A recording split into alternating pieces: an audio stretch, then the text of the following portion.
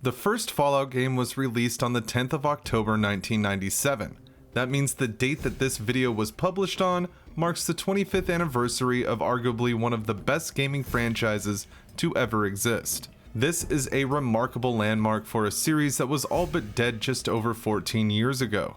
Still, due to Bethesda's excellent work in the Fallout series, we are now celebrating a quarter of a century with the post-nuclear role-playing game. This video is a celebration of what I believe to be one of the best series of video games to have ever been released. I want to talk about where Fallout started, where the series is now, and how much it has meant to me to have this tremendous game series in my life.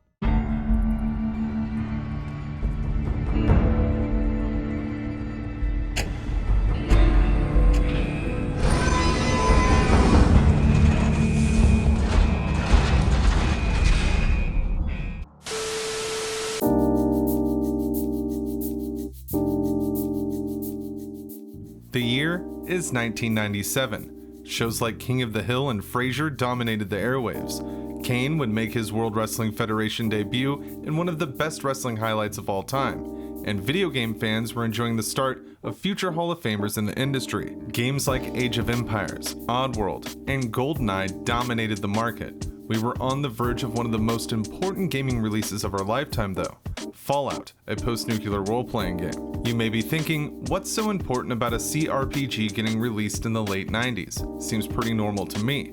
But up until the release of Fallout, most games in the genre were set in outlandish fantasy worlds or some kind of medieval setting. Fallout brought our eyes to a retro future that nobody wants to live through, but everybody is curious about. Imagining how the people in the 1950s would have envisioned the world in the year 2077, and then placing that idea into a nuclear holocaust. The world of Fallout painted a strangely beautiful, though savage, look into the potential future of mankind. While the story of Fallout's development starts with Interplay's fantastic RPG, Wasteland, that game itself deserves its own video. When it comes to Fallout, the groundwork laid out in Wasteland was a solid foundation for what would later become Black Isle Studios' magnum opus. Fergus Urquhart, Brian Fargo, Tim Kaine, Leonard Boyarsky, and the rest of the incredibly talented team would use Fargo's Wasteland as a basis to build the world of Fallout. The resulting project was one of the most immersive games of its generation.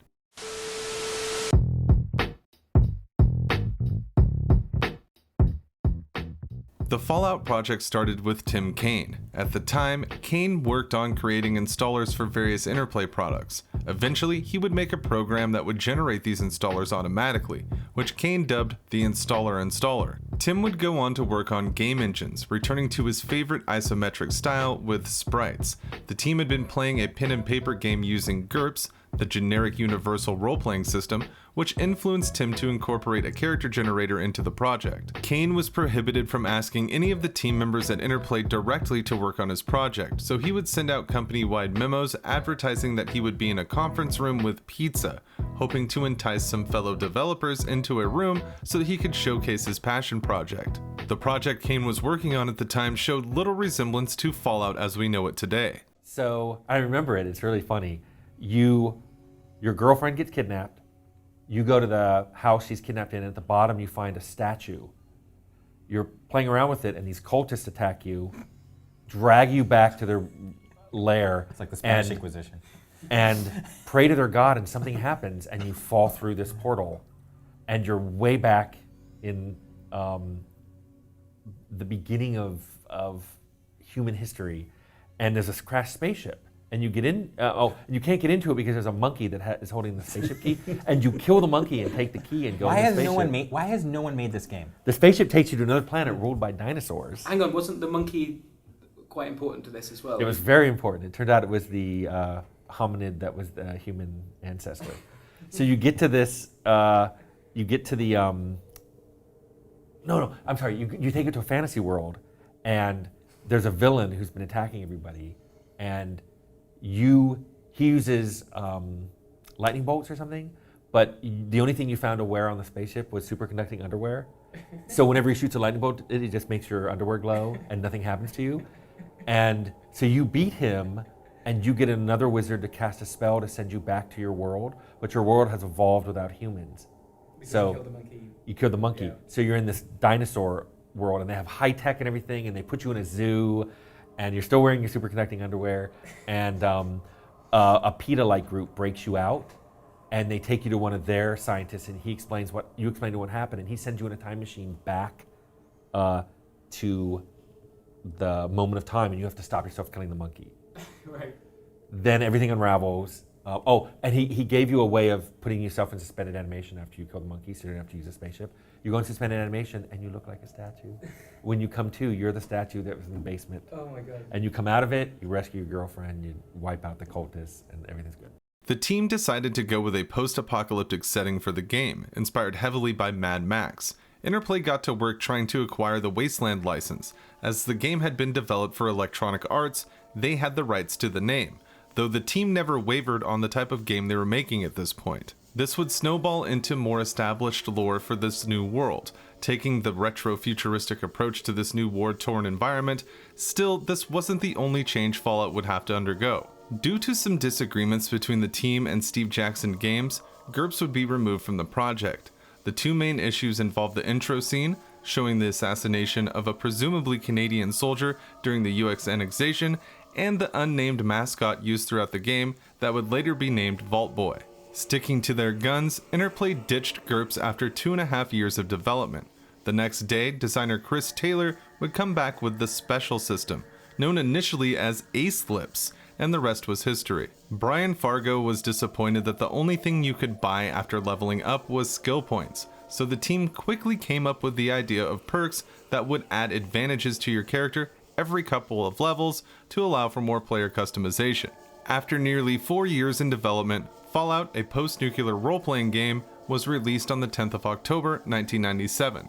The first Fallout game to be released was met with incredibly positive reviews from critics and fans alike, with GameStop writer Deslock saying, "Fallout is one of the best role-playing games to be released in several years," and PC Powerplay magazine claiming that Fallout would revive the role-playing genre.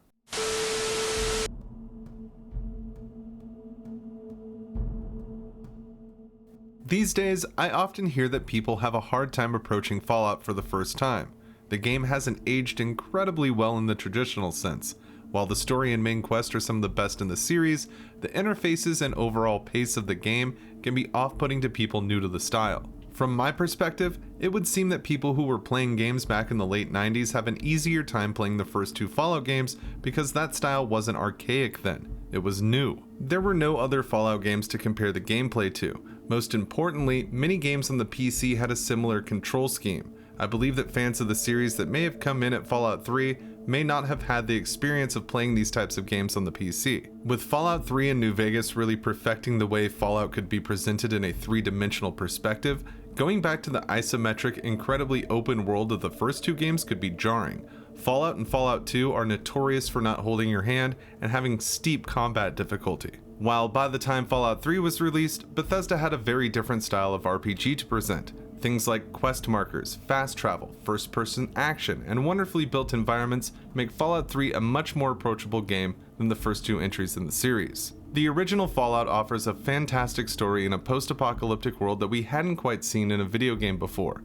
While urban decay was in full effect, most, if not all of the settlements seemed to get by with the hand they are dealt. While some places, like the Brotherhood of Steel, the Vaults, and the Cathedral offer a more traditional vision of the future, with sleek metallic motifs and supercomputers the size of a grown man, this was the contrast that could be found in Fallout that always had you guessing about what you would find next. The turn-based combat always seems to be a point of contention among fans of the series. Some players embrace the idea and like the challenge the original Fallout brings to the table, and in contrast, others would be happy to avoid it altogether. When it comes to the trimetric design of the first two Fallout games, turn-based combat works just fine.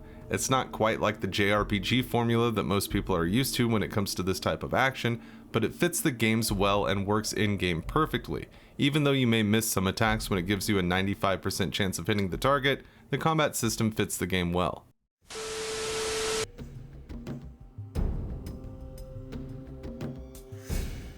The meat and potatoes of the classic Fallout games are the quests, stories, people, and places that the player will get a chance to visit during their time with the game. From leaving Vault 13 to hitting Mariposa to deal with the mutants and everything in between, Fallout has plenty of places to explore and interact with on our journey through the wasteland. One of the things that's different about the original Fallout from the newest additions to the series is that the world map covers an incredible amount of area, hundreds of miles, with settlements littered throughout the mountainous terrains of Southern California. Places like Junktown and the Hub really drive home the desolate yet charming environment that Fallout offers players.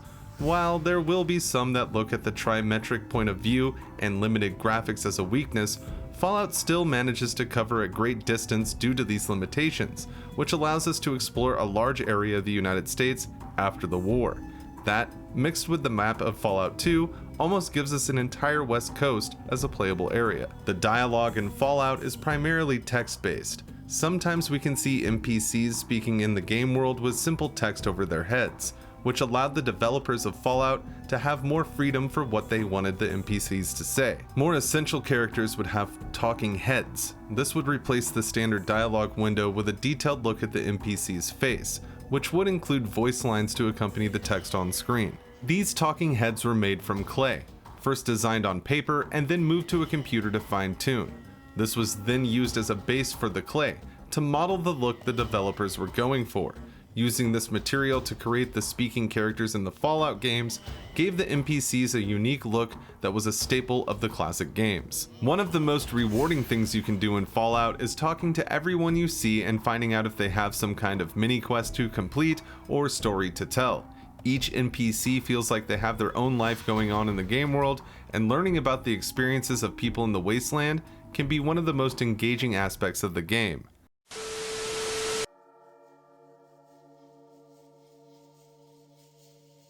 So what shall it be? Do you join the Unity, or do you die here? Join. Die! Join. Die! Without a doubt, one of the most interesting parts of Fallout is Richard Gray, known as the Master by the time of the events of the game, not only just in the form of physical design, but also in his mission statement. Starting with appearance, the Master will catch most first-time players off guard a bit. While we see mutants, ghouls, and other horrible monsters in the wastes, there's something exceptional about the leader of the Unity. Physically, when we see his talking head, we can see various advanced computer parts mixed in with the biological goo that is now his being. This also explains the odd electronic secondary feminine voice that often repeats his words. The mission statement of the Master is simple. By using the forced evolutionary virus, he plans to expose any humans he can to vats of the stuff to change them into mutants. The thought process being that the super mutants are clearly perfect human specimens and will collectively not make the same mistakes man had in the past. One of the most significant flaws in this plan is that mutants become sterile after the virus changes them. Fallout allows the player to stop the Master with this realization if they manage to talk to Vree at the Brotherhood of Steel, who has made a holotape showcasing her findings. Showing this to the Master will cause him to abandon his plans and destroy the test vault and the cathedral he has called his home. The Master is a great antagonist for the player character of Fallout. His quest is obviously misguided and puts the lives of every human in the area in danger, as the mutants were planned to attack every settlement as the time went by in the game. While that was eventually cut from the final game, that seems to be how the mutants handle their business, finding groups of humans and dragging off anyone they can to the vats and killing the others where they stand. Regardless, in Richard Gray's mind, he is doing the world a favor.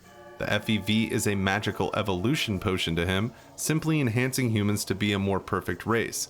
To the Master, humanity had already played its cards and lost when the bombs dropped, so his army of mutants wouldn't let these same follies repeat themselves. Fallout handles player choice with its main quest well. It's entirely possible to just head west when starting a new game and leaving Vault 13. Eventually, you will hit Mariposa Military Base, the location of the vats. It's here in the base that we could just tell the lieutenant the location of the vault and then get carried off to the vats to become part of the next batch of super mutants. The same can be done when speaking to the Master. The player can agree with the mutant leader and simply cave to his whim. The choice is yours, and Fallout allows you to choose as you wish. In my opinion, the Master is not only one of the best villains in the Fallout series, but in gaming as a whole. He has a reason to be doing the things he is doing. He has reason to believe that what he is doing is right. Most importantly, he is flawed. While his mission is undoubtedly detrimental to humankind, the Master still believes he is ultimately doing good for the world unless the Vault Dweller proves to him otherwise. That kind of motive is fun to play with in video games.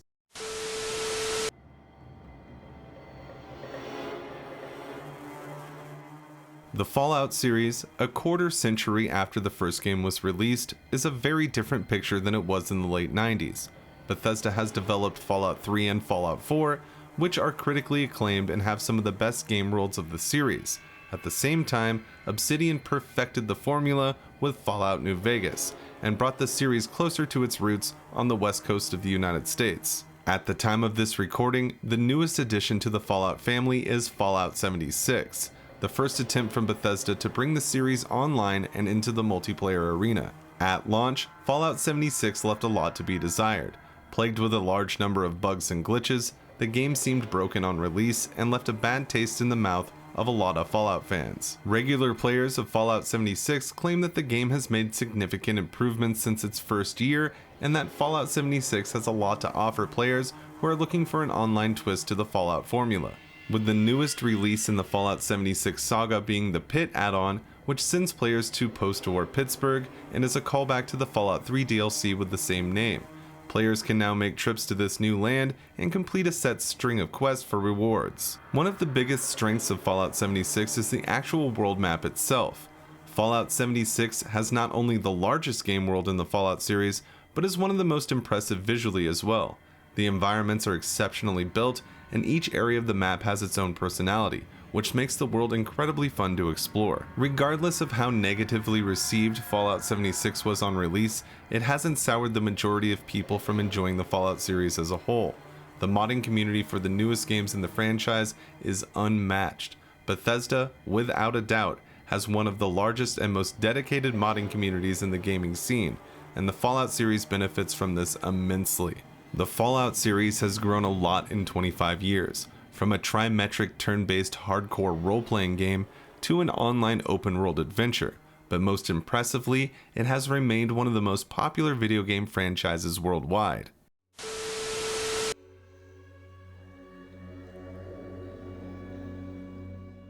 When it comes to the classic Fallout games 25 years later, they are widely respected for the masterworks they are. Regardless of acclaim, the games still remain hard to get into for new players. Countless times I have read comments or posts from Fallout fans who have tried to play the classic games after starting with the series in the Bethesda era, only to get turned off by the admittedly archaic game design that the games host. I often advocate for the remaking of these classic games, as a remaster wouldn't quite be enough. One of the games I reference the most with this is Wasteland 3, the newest entry into the series from In Exile and Brian Fargo himself. Wasteland 3 uses the Unity engine with great results when it comes to an isometric turn-based adventure.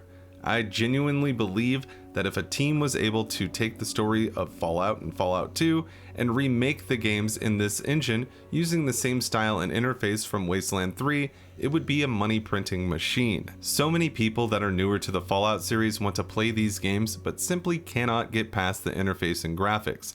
So if these same people were exposed to a complete overhaul of these great stories, I really think many people would be interested in buckling down and playing through the games. Fallout and Fallout 2 desperately need a remake, and there are few games that deserve the treatment more than these classics. I can confidently say that both of the main stories are some of the best in the series, and not experiencing them in some way is a great disservice to yourself if you are a fan of Fallout.